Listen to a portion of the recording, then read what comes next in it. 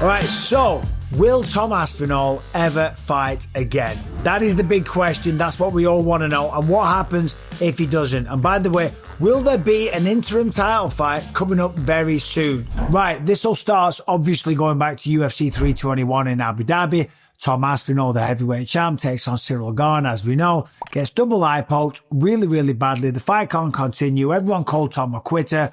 Every hater came out of the woodworks talking all kinds of crap. He immediately quit. You see the pattern of it. Immediately. Yeah. Which was not warranted at all, right? We all know the first round was very competitive. He got double eye poked. He said he couldn't see. Everyone said, oh, he shouldn't be saying he can't see unless you can't see. And now, as we know, turns out the man is having surgery. That is correct. He said recently, I think he's had surgery once already, and he might be having it again on his other eye. Like by the time this is going out, they probably have had surgery on one side already. The next surgery's coming mid-January, so we're working towards getting back, and that's the plan. Brown syndrome, I think, is what he called it. And then Joe Rogan says in this clip that he's having problems with his tendons, so he's got to have some kind of minor surgery, to be fair. But still, as Joe Rogan says, no surgery on the eye is a good thing. And I know that only too well. Let's have a listen to Joe Rogan here. I mean, that's a disaster. Tom Aspinall still can't see. He's got a up right eyeball still. It's really bad, right? The reality is he might not ever fight again. Like, who knows? Like, if he has surgery on his eye and it doesn't go well and he can't see out of the eye, apparently he's still up in his right eye. There's some tendon damage or something. And, you know, eyes are so tricky, you never know. Unless you're a complete psychopath like Michael Bisping, who fought 11 fights in the UFC blind in one eye, which is so crazy that he did that. Now, first of all, thank you for calling me an effing psychopath, Joe. I'll take that as a compliment, right? It was, I don't know, 10, 11, 12 fights. I don't know how many fights it was with one eye, but it was definitely a lot. He's probably right. He might have done his homework. I doubt he has. I haven't even kept track myself. However, because of that, and because I had about 5 or 6 eye surgeries, I do know a little bit about this. So real quick, let's talk about this. Tom's going to need, apparently, eye surgery. It'll probably just be a minor thing, like a realignment of the tendons. There's talk of surgery on the eyes. We've got to see how it goes over the next few weeks. Obviously, that's down to the specialists and stuff. But things can go wrong. Joe is absolutely correct, 100% when he says that things can go wrong. My retina was reattached after it was detached against Vitor Belfort, and then it redetached, and then they fixed it again. And then I got glaucoma, because once you start messing around with the eyes, in fact, just like any part of your body, once you start going in and messing around with it, it's never the same again. It's never quite as strong, and things can go wrong. Now, medical science has improved, thank God. I remember back in the day, my coach, Jason Perillo, he got a detached retina. He was an undefeated professional boxer with bags of talent, detached his retina. That was the end of his career. Fortunately, in my career, it was saved by, well, it wasn't saved by medical science. They did their best, but ultimately I did go blind. But for Tom, fingers crossed, he'll be okay, right? Now, everyone that's come out of the woodwork, and if you just look at the comments of that tweet from Joe Rogan, that little clip, my God, there's some people out there, they don't know what they're talking about, man. This is the heavyweight champion of the world. He's not a duck. He's not trying to get out of a fight. He wants to come back and kick Ciryl Gane's ass. He put that in a tweet recently. The plan is to go back and beat the living daylights out of Ciryl Gane. That's the plan. The man's pissed off, and I can't wait for the comeback. However, and this is the big however, will he need surgery? Has he had surgery?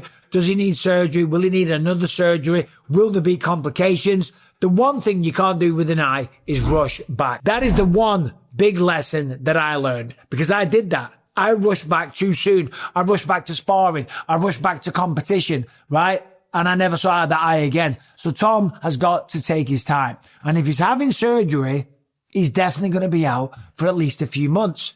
So what are they going to do?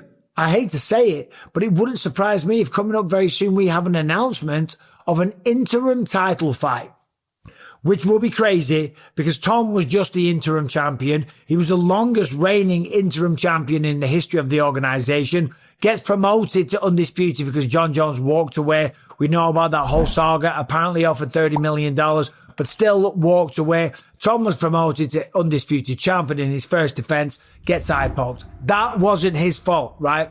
Anyone talking shit in the comment section needs to remember that, right? You're not allowed to poke people in the eyes. He definitely got poked in the eye. They were really bad. He's going to probably need surgery. So what they got to do? If he does need surgery, they are going to do an interim title fight, which leads me on to my guess, which is probably going to be Ciryl Gane versus Alex Pereira.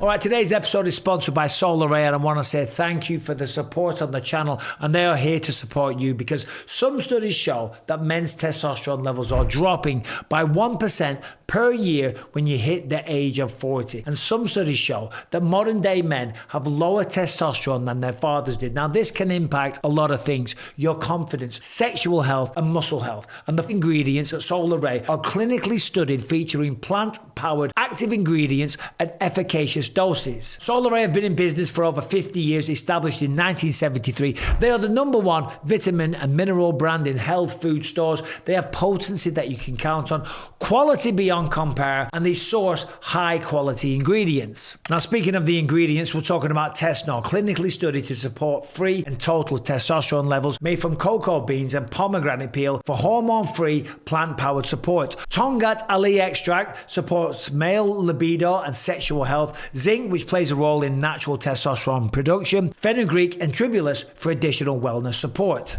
And if you didn't know, testosterone is critical for male wellness. Over time, levels tend to drop. And modern day life only accelerates the decline. Supporting testosterone means supporting overall muscle health, confidence, and performance. And by the way, I've got a great offer for you. First of all, big thank you to Solar Ray for supporting today's video. Their all new men's line is designed to help you fuel your edge because you are built for more. Stock up today and get 30% off by heading to the link and using the code Bisping. These statements have not been evaluated by the FDA. This product is not intended to diagnose, treat, cure, or prevent any disease.